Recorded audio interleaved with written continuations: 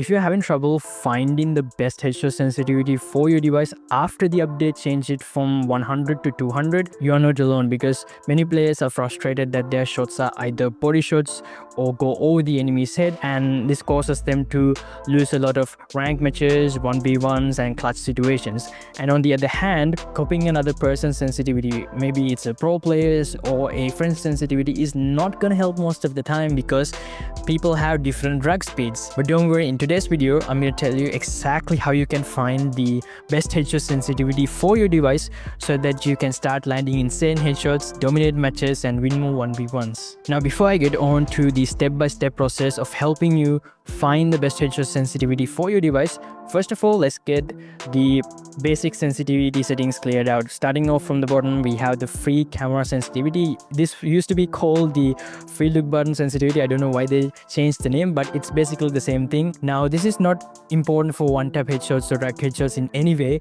so you can keep it at any amount you like. Personally, I like to keep mine at 100. Now let's move on to the sniper scope sensitivity. Now the sniper scope sensitivity is not useful for one-tap headshots or drag headshots, but it is very important when you're moving the sniper scope, when you're using snipers. If you don't properly set the sniper scope sensitivity, it can cause you to miss a lot of shots when you're using the snipers. For example, if you keep it at a very high amount, when you try to move the sniper scope towards the enemy's head, it can feel a bit slippery and it can cause you to miss a lot of shots. And on the other hand, if you keep it at a very low amount, it can be hard to move the sniper scope and it can take a lot of time to move it, which can cause the enemy to take you down first. So it's very important you keep the sniper scope sensitivity at a very good amount which is comfortable for you. So here's how to set it properly. If you have a device that is below 4GB RAM, I suggest that you keep it in the range of 60 to 65. But if you have a phone that is either 4GB RAM or above 4GB RAM, I suggest that you keep it in the range of 50 to 60. Now if you feel like the sensitivity is either too much or is not enough for you, you can either increase or decrease it 5 by 5 until you find what's comfortable for you. Personally, I like to keep mine at 60. Now let's move on to the 2 scope and the 4 scope sensitivities together. Now these are not important for one-tap headshots or drag headshots, but these are very important for in-scope drag headshots. If you have a device below 4GB RAM, I recommend that you keep both of them in the range of 170 to 180. If you have a 4GB RAM device, I recommend that you keep them both in between the range of 160 to 170. And if you have a device above 4GB RAM, I recommend that you keep both at 150. Personally, I like to keep both of them at 150. Now let's move on to the red dot sensitivity. Now there's a lot of confusion in the Free Fire community about what the red dot sensitivity is. Some say that it's the sensitivity of the red dot scope, and some other people say that it's the sensitivity of the red dot that's on the crosshair. Now don't worry, I'll clear all your doubts. Personally, I believe that it's the sensitivity of the red dot scope, and I have 2 reasons to believe so. The first reason is that when you decrease the red dot sensitivity and move the red dot scope, it becomes very hard to move it. And when you increase the red dot sensitivity all the way up to 200 and try to move the red dot scope, it becomes very easy and smooth to move the red dot scope, which means that increasing and decreasing the red dot sensitivity influences the red dot scope. Now the second reason that I believe it's the sensitivity of the red dot scope and not the sensitivity of the red dot that's on the crosshair is because when you decrease the red dot sensitivity all the way down to 0 and try to do headshots, either one-tap headshots or drag headshots using the crosshair, you are still able to get headshots. And because of those 2 reasons, I believe that it's the sensitivity of the red dot scope and not the sensitivity of the red dot that's on the crosshair. Now with that being said, let's talk about the red dot sensitivity for each of the RAM sizes. Now if you have a device below 4GB RAM, I recommend that you keep the red dot sensitivity in between the range of 160 to 170. If you have a device which is 4GB RAM, I recommend that you keep the red dot sensitivity in between the range of 160 to 165. If you have a device that is above 4GB RAM, I recommend that you keep the red dot sensitivity at 150. Personally, I like to keep mine at 150. Now before I move on to the most important sensitivity setting, which is the general sensitivity that's important for drag headshots, one-tap headshots, screen movement, and even for fast glue wall speed, I want to talk about two big mistakes that players do when fixing their sensitivity, which causes them to not get headshots. Now the first mistake is copying another person's sensitivity, either a friend's or a pro player's, even if you have the same device.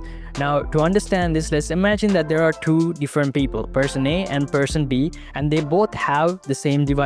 Now let's say that person A has set his general sensitivity to 130, which is usually a higher sensitivity, and he drags at a slower speed than person B. And person B on the other hand has set his general sensitivity to 70, but he drags faster than person A.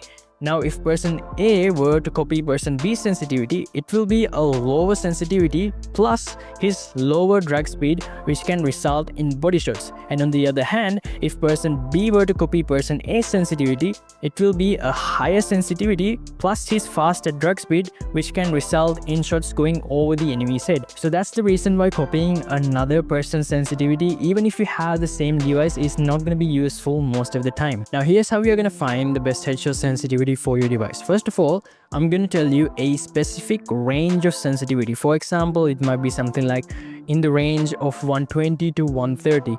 Now this range that I'm going to tell you is going to differ according to the RAM size that you have, and I will also tell you the range for each RAM size later on once I explain mistake number 2, because without knowing mistake number 2, even this is not useful. Now once I tell you the specific range of sensitivity, you'll have to go to the target zone in the game and try out this sensitivity with a Desert Eagle, a long range gun, and a short range gun.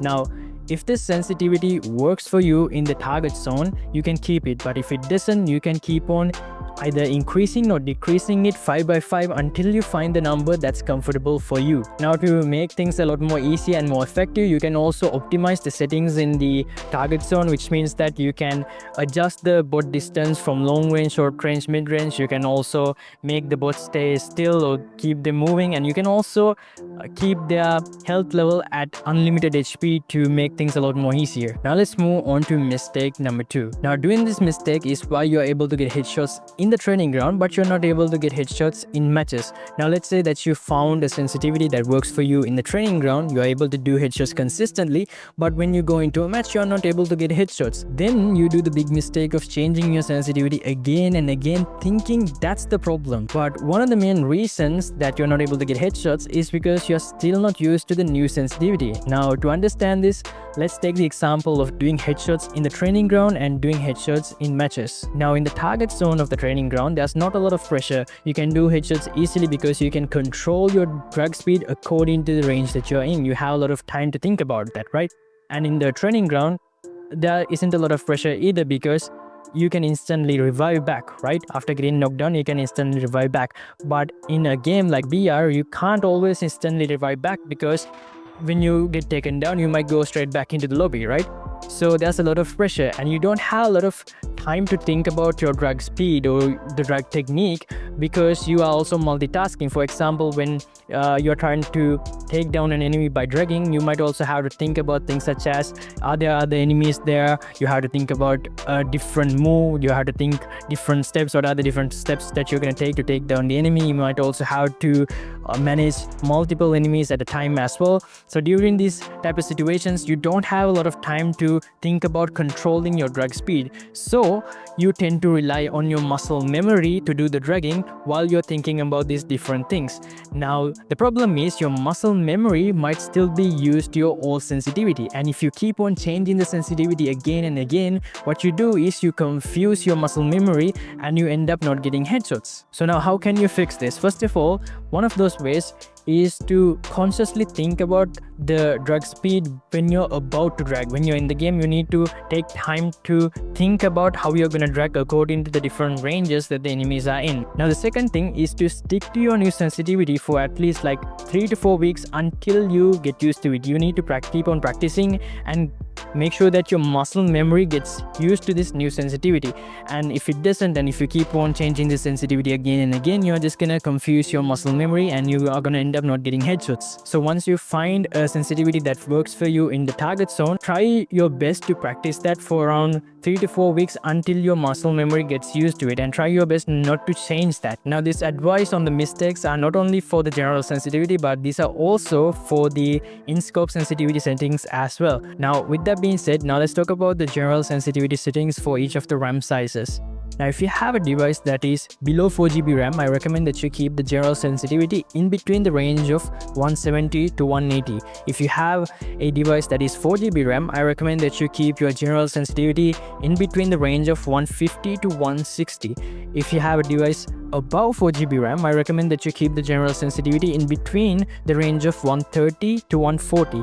Personally, I like to keep mine at 140. And as I said earlier, if it feels like it's either too much or not enough for you, you can keep on increasing or decreasing it 5 by 5 until you find what's comfortable for you. Now, if you also want to know some of the other settings that pro players use other than the sensitivity settings, make sure to go ahead and check out this video. And that's it for today's video, guys. I'll see you guys later on with another video, and until then, take it easy, fam. Peace.